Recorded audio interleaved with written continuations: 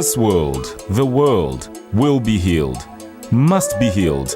These brazen cities, the swollen mines, the mineral of our sweat, the teeming ghetto, the dormitory cells, in towns and squalid squatter camps where hope smothers in attire.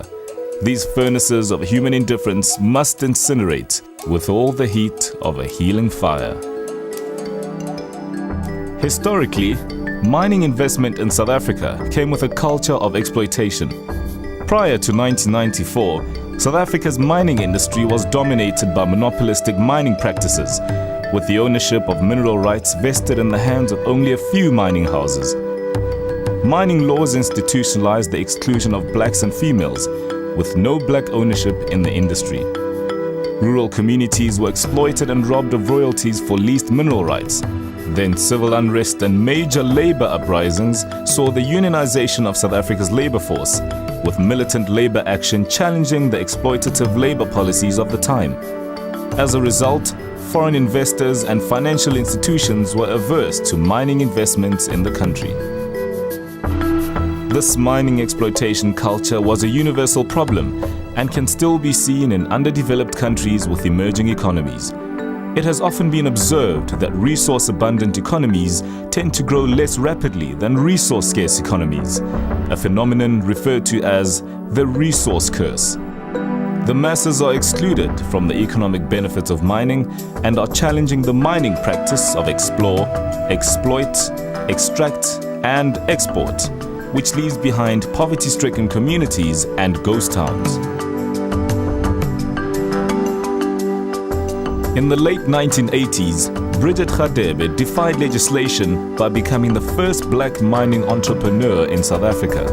Her role in the design of the new mining legislation was prompted by the prohibitive, exploitative, and prejudiced nature of the mining industry. Post-1994, South Africa's mining industry saw a significant economic paradigm shift thanks to the introduction of reformed legislation through the Minerals and Petroleum Resource Development Act. This philosophy advocates Bridgette Radebe's mining practice, where she encourages mining entrepreneurs to be agents of transformation, pioneers of change, and economic activists. The Mining Charter is a key contributor to compassionate capitalism, which requires 26% equity participation, 40% black managers by 2009, 10% female participation by 2009, BEE procurement, beneficiation, social and labor plans.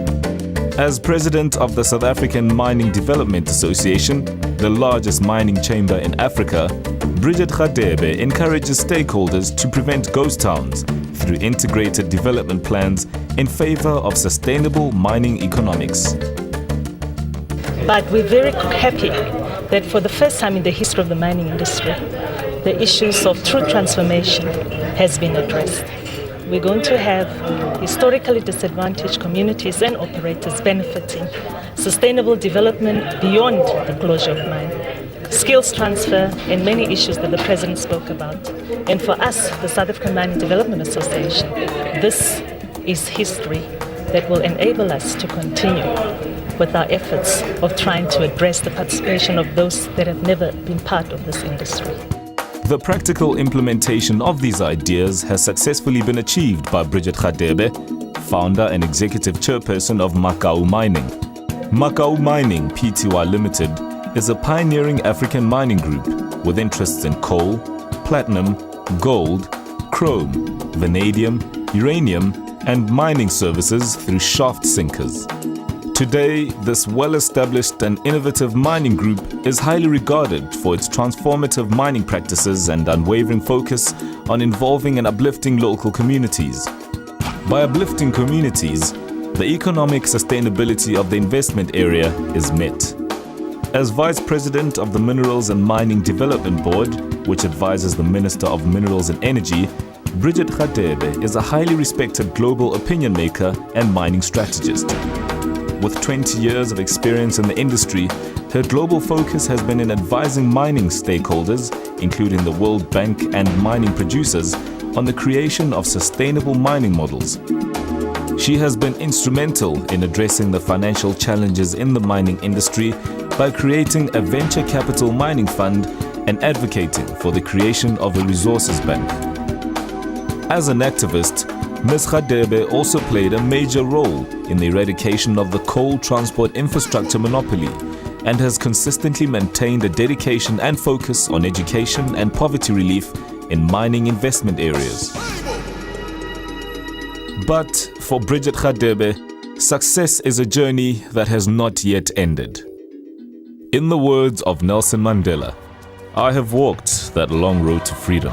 I have tried not to falter. I have made missteps along the way. But I have discovered the secret that after climbing a great hill, one only finds that there are many more hills to climb. I have taken a moment here to rest, to steal a view of the glorious vista that surrounds me, to look back on the distance I have come. But I can rest only for a moment, for with freedom comes responsibility, and I dare not linger, for my long walk has not yet ended."